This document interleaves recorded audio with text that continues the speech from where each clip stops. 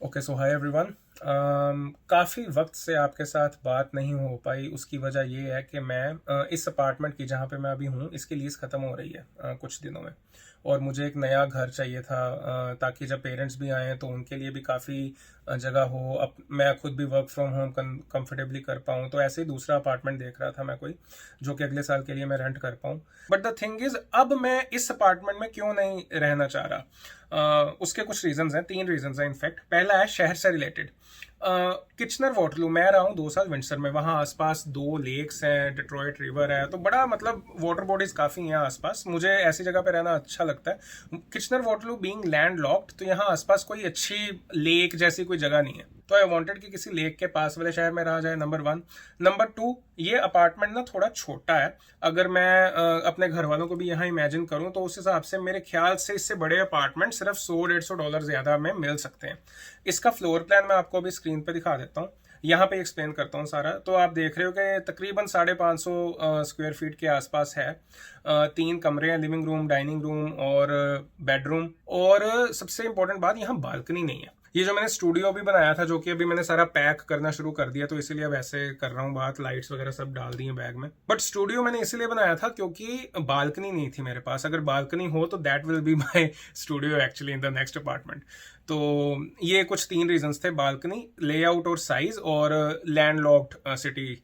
तो फिर मैंने सोचा अब कहीं बाहर देखा जाए।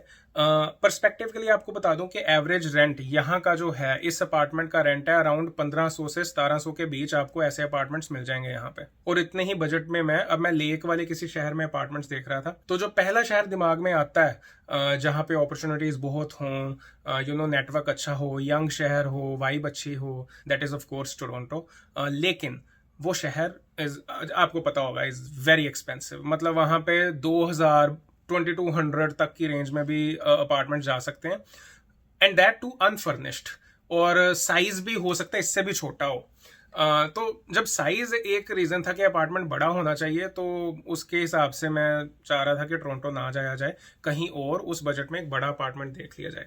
तो फिर और जो शहर मेरे दिमाग में आ रहे थे वो थे विंडसर, जहां मैं पढ़ चुका था ऑलरेडी, या सारनिया जहां पे अभी मेरा ब्रदर है। वहां अभी मैं इसीलिए नहीं जा रहा क्योंकि वो छोटे शहर हैं, और the kind of career I want to pursue मेरा अभी हब के पास होना जरूरी है। तो जहां पे भी आप सभी भी हो, अगर आप करियर को उस हिसाब से देख रहे हो कि अभी आपकी ट्रैजेक्टरी थोड़ी उस हिसाब से ऊपर जाने की आप गुंजाइश है, तो आई वुड सजेस्ट कि जितना हो सके बड़े शहरों के आसपास रहो। मॉन्ट्रियल, वैंकूवर, टोरंटो, कैलगरी, जहाँ पे अपॉर्चुनिटीज आपको आसपास, नेटवर्क आपका उस हिसाब से बनना शुरू हो।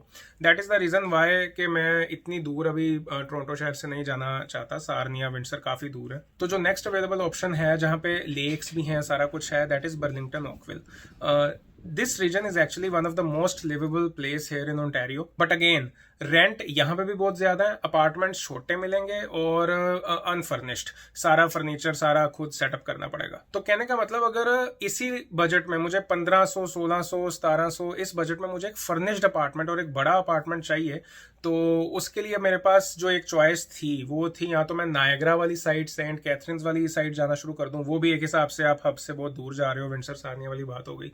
तो the next possible choice would be Hamilton.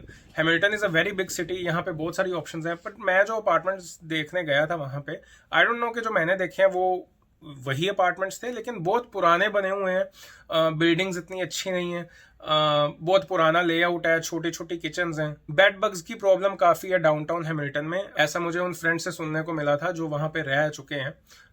तो फिर मैंने सोचा भी रेंट का भी अगर इतना कोई खास फर्क नहीं पड़ रहा, तो वापस ही आ जाते हैं, किचनर वाटरलू ही देख लेते हैं आसपास। वाटरलू जहाँ पे मैं हूँ, फिर यहीं पे आसपास मैंने देखनी शुरू की। रीजन यहाँ पे बजट के हिसाब से देखना इतना इंपॉर्टेंट है सब कुछ, वो इसलिए क्योंकि जब आप शहर चूज कर रहे हो, आप सिर्फ रेंट मत देखो। Rent is just one part of the living cost. जो एक अलग से दूसरा खर्चा ऐड हो रहा है आपकी लिविंग कॉस्ट में शहर के हिसाब से, that is car insurance. Brampton, जो कि जहाँ पे सपोज अगर मेरी फैमिली आए ब्रैम्पटन में, अगर वो रहेंगे उनको ऐसा लगेगा कि वो इंडिया में ही रह रहे हैं। लेकिन ब्रैम्पटन में कार इंश्योरेंस जो है वो इतनी ज्यादा हाई है कि मैं रेंट में जितने मर्जी पैसे बचा लूं, कार इंश्योरेंस ऐड करके लिविंग कॉस्ट वाटरलू के कंपैरिजन में तो हाई ही होएगी। इनफैक्ट ओंटारियो के कई शहरों के कंपैरिजन में ब्रैम्पटन में लिविंग कॉस्ट ज्यादा हाई सिर्फ इसलिए होती है, चाहे रेंट कंपेरेबल हो, रेंट आपको कम भी मिल जाए, कार इंश्योरेंस वहां पे $400-500 देनी पड़ेगी, $600 कई बार तो, जो कि इज वेरी, मतलब बहुत ही ज्यादा है। पर्सपेक्टिव के लिए मैं आपको बता दूं कि वाटरलू में मेरी जो कार इंश्योरेंस है दैट इज $130 फुल कवरेज के साथ, और मेरे ख्याल से मैंने डिडक्टेबल भी बहुत कम रखा है, $1000 होता है, मैंने $500 डिडक्टेबल रखा है। मे भी मैंने कार ही पुरानी बाय की है इसलिए, लेकिन फिर भी वाटरलू में इंश्योरेंस कम है। और जहां मैं जिस एरिया में रह रहा हूँ यहाँ बेड बग्स की कोई प्रॉब्लम नहीं है, ये भी बड़ा ध्यान रखने वाली चीज है। कनाडा में शहर भी बड़ा है, बहुत सारी कंपनीज हैं, स्टार्टअप्स हैं, job opportunities, networking opportunities, young city है, यूनिवर्सिटी ऑफ वाटरलू के साथ रह रहा हूँ। तो ये सारे फैक्टर्स कंसीडर करते हुए, फ्यूचर को भी ध्यान में रखते हुए, अगले 1-2 साल का भी अगर फ्यूचर देखो, तो उस हिसाब से मुझे लगा कि यहाँ वाटरलू में रहना, किचनर वाटरलू शहर में ही रहना काफी ज्यादा अच्छा डिसीजन होगा। तो लेक का सेक्रीफाइस तो मतलब करना ही पड़ेगा। तो फिर मैंने यहीं पे थोड़े बड़े अपार्टमेंट्स देखने शुरू किए जहां पे बालकनी भी हो। तो अब जो अपार्टमेंट की मैंने लीज फाइनली साइन की है, पिछले तकरीबन 1 महीने से मैं ये हाउस हंटिंग में ही घूम रहा हूँ, शहर घूम रहा हूँ, सारे लोगों से मिल रहा हूँ, अपार्टमेंट्स देख रहा हूँ, इसलिए आपसे बात नहीं हो पाई जैसा मैंने कहा था। तो फाइनली अब जो लीज साइन की है उसका जो रेंट है वो मैं आपको बताता हूँ, दैट इज 1860, जिसमें सारा कुछ इंक्लूडेड है, फर्नीचर इंक्लूडेड है, वाईफाई इंक्लूडेड है, गैस, हीट, वाटर सब इंक्लूडेड है।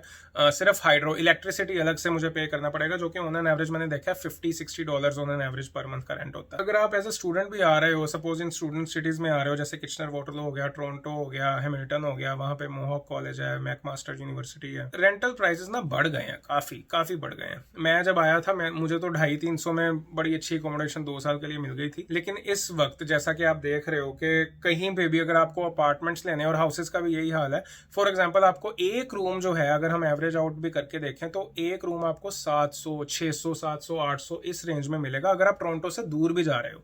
ऐसे रेंट्स 2.5-3 साल पहले टोरंटो में हुआ करते थे, अभी 600, 700, 800 में आपको एक रूम मिल रहा है। 2 लोग अगर शेयर कर रहे हैं तो उनको 400, 450 पर ऑक्यूपेंट आपको खर्चा आएगा 1 महीने का, अगर आप शेयर कर रहे हो रूम किसी के साथ। तो अब I don't know, may be because of Covid के हर जगह सारे लोग जाना शुरू हो गए हैं, उस वजह से वर्किंग प्रोफेशनल्स क्योंकि दूर दूर भी सेटल होना शुरू हो गए हैं टोरंटो से, तो अब वो टोरंटो वाले रेंट आपको हर जगह देखने को मिल जाएंगे। मैं लिटरली हैरान हूं कि वाटरलू में 700 से नीचे तो कमरा मिलना किचनर वाटरलू में बहुत मुश्किल हो गया।